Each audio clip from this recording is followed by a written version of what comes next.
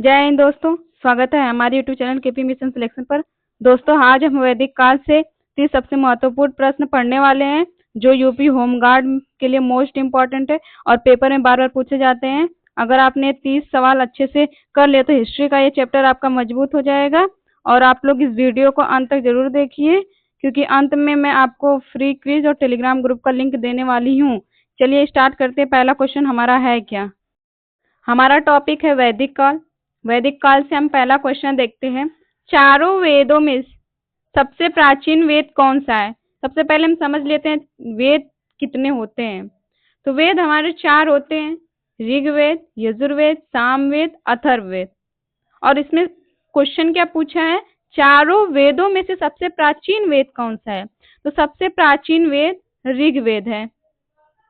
ऋग्वेद सबसे पुराना ग्रंथ है। इसमें देवताओं की स्तुति के मंत्र, सभी वेदों की आधारित ऋग्वेद ही माना जाता है। मतलब जितने भी वेद हैं, 4 वेद हैं, चारों वेद की जो आधारशिला है, मतलब बेस है, वो कौन सा वेद है? ऋग्वेद है। अब हमारा अगला क्वेश्चन है, ऋग्वेद की रचना किस भाषा में हुई है? तो ऋग्वेद की रचना संस्कृत भाषा में हुई है। संस्कृत भाषा में क्यों हुई है? क्योंकि जब देवताओं की स्तुति या फिर आप लोग कोई मंत्र वगैरह पढ़ते हैं तो संस्कृत में ही रहता है। और ऋग्वेद में क्या है? सभी देवताओं वगैरह की स्तुति के मंत्र हैं, यानी संस्कृत में है। तो यानी संस्कृत में ही, यानी देवताओं ऋग्वेद की रचना किसमें हुई है? संस्कृत में हुई है। सभी वेद संस्कृत भाषा में लिखे गए हैं, लेकिन यह प्राचीन भारत की प्रमुख साहित्यिक भाषा थी, इसलिए ऋग्वेद की रचना किसमें है? संस्कृत में हुई है। अब हमारा अगला क्वेश्चन है, ऋग्वेद में कुल कितने सूक्त हैं? तो ऋग्वेद में कुल 1028 सूक्त हैं। सूक्त का मतलब क्या होता है? तो सूक्त का मतलब मंत्रों का समूह। ऋग्वेद में कुल कितने सूक्त हैं? 1028। अब हमारा अगला क्वेश्चन है, ऋग्वेद में कुल कितने मंडल हैं? तो ऋग्वेद में कुल मंडल 10 हैं। 10 मंडलों में इसे विभाजित किया गया है ऋग्वेद को। अब हमारा अगला क्वेश्चन है, ऋग्वेद का प्रमुख देवता कौन है? तो ऋग्वेद का प्रमुख देवता इंद्रदेव हैं। क्योंकि इंद्रदेव कौन से होते हैं? इंद्रदेव युद्ध, वर्षा और शक्ति के देवता माने जाते थे। और ऋग्वेद में सबसे अधिक सूक्त जो है इंद्र को समर्पित है, इसलिए ऋग्वेद का प्रमुख देवता इंद्र जी है। अब हमारा अगला क्वेश्चन है, ऋग्वेद में सर्वाधिक वर्णित नदी कौन सी है? तो ऋग्वेद में सर्वाधिक वर्णित नदी सरस्वती नदी है।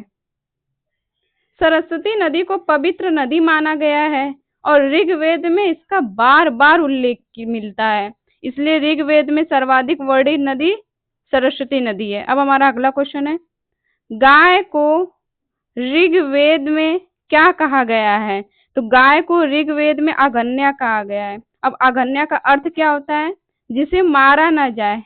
इससे गाय का धार्मिक महत्व पता चलता है। अब हमारा क्वेश्चन नंबर 8 है, ऋग्वैदिक काल की राजनीतिक संस्थाएं कौन थी? तो ऋग्वैदिक काल की राजनीतिक संस्थाएं समिति और सभा थी।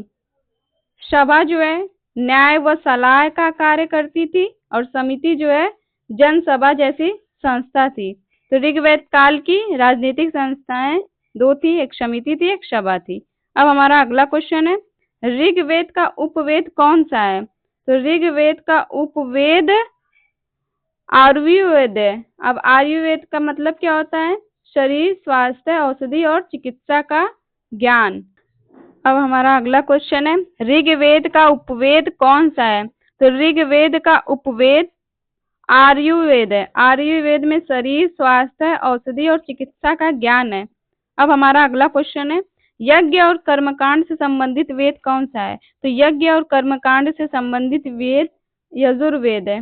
यज्ञ करने की विधि और मंत्र जो है यजुर्वेद में मिलते हैं। अब हमारा अगला क्वेश्चन है, यजुर्वेद में कितने भाग हैं? तो यजुर्वेद में दो प्रमुख भाग हैं। अब 2 प्रमुख भाग कौन कौन से हैं? एक है हमारा शुक्ल यजुर्वेद, जिसमें शुद्ध मंत्रों के बारे में दिया गया है, और दूसरा जो है कृष्ण यजुर्वेद, जिसमें मंत्र के साथ साथ उसका व्याख्या भी किया गया है। अब हमारा अगला क्वेश्चन है, यजुर्वेद का उपवेद कौन सा है? तो यजुर्वेद का उपवेद धनुर्वेद है। धनुर्वेद में क्या होता है? युद्ध कला और शस्त्र विद्या का ज्ञान है। धनुर्वेद में किसका किसका ज्ञान है? युद्ध कला और शस्त्र विद्या का। अब हमारा अगला क्वेश्चन है, संगीत से संबंधित वेद कौन सा है? तो संगीत से संबंधित साम वेद है। क्यों? क्योंकि स से सामवेद, स से संगीत। अब हमारा अगला क्वेश्चन है, साम वेद का उपवेद कौन सा है? तो साम वेद का उपवेद गंधर्व वेद है। गंधर्व वेद में संगीत और नृत्य से संबंधित वेद है। अब हमारा अगला क्वेश्चन है, जादू टोना तंत्र मंत्र से संबंधित वेद कौन सा है? तो जादू टोना तंत्र मंत्र से संबंधित अथर्व वेद है। अथर्व वेद में रोग निवारण टोटके घरेलू मंत्र भी मिलते हैं, इसलिए जादू टोना वगैरह किसमें है? अथर्ववेद में है। अब हमारा क्वेश्चन नंबर 16 है, अथर्ववेद का उपवेद कौन सा है? तो अथर्ववेद का उपवेद अर्थवेद है। अर्थवेद का मतलब राजनीतिक शासन और अर्थव्यवस्था से जुड़ा है। अब हमारा अगला क्वेश्चन है, वर्ण व्यवस्था का स्पष्ट उल्लेख किस वेद में मिलता है?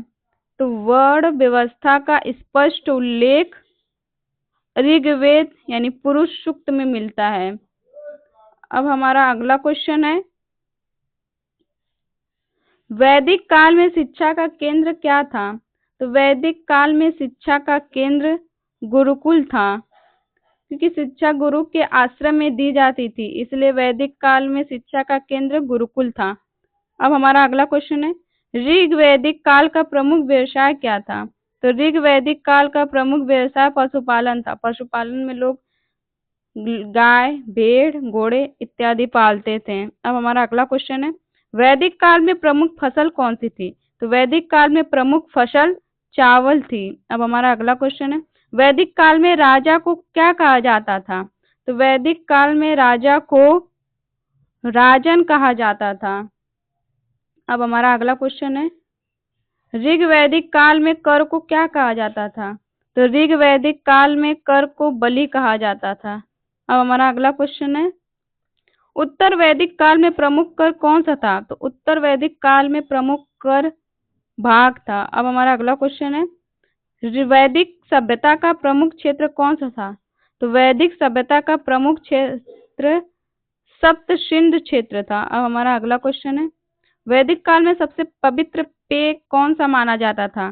तो वैदिक काल में सबसे पवित्र पेय सोम माना जाता था। अब हमारा अगला क्वेश्चन है, ऋग्वेद में युद्ध के देवता कौन माने जाते थे? तो ऋग्वेद में युद्ध के देवता इंद्रदेव को माने जाते थे। अब हमारा अगला क्वेश्चन है, ऋग्वेद का सबसे प्राचीन मंडल कौन सा है? तो ऋग्वेद का सबसे प्राचीन मंडल द्वितीय मंडल।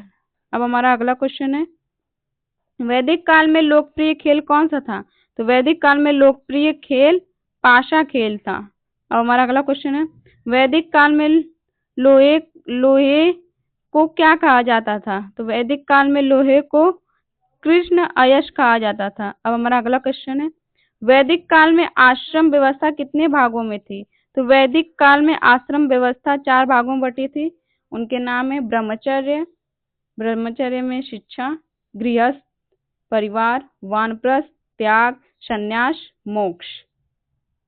दोस्तों, अगर आपको ये वीडियो पसंद आया हो तो वीडियो को लाइक, शेयर और सब्सक्राइब कर दीजिए।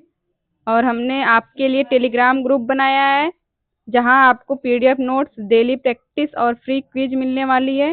डिस्क्रिप्शन में लिंक दिया गया, अभी ज्वाइन कर लीजिए। बहुत जल्द हम वहां पर लाइव क्विज सीरीज शुरू करने वाले हैं दोस्तों। और जो सर टॉपिक आप लोग को यूपी जीके पढ़ा रहे हैं, उस वीडियो को आप लोग जरूर देखें, क्योंकि वो most important question theory plus MCQ करवा रहे हैं। आप देख रहे थे केपी मिशन सिलेक्शन हमारा मिशन है।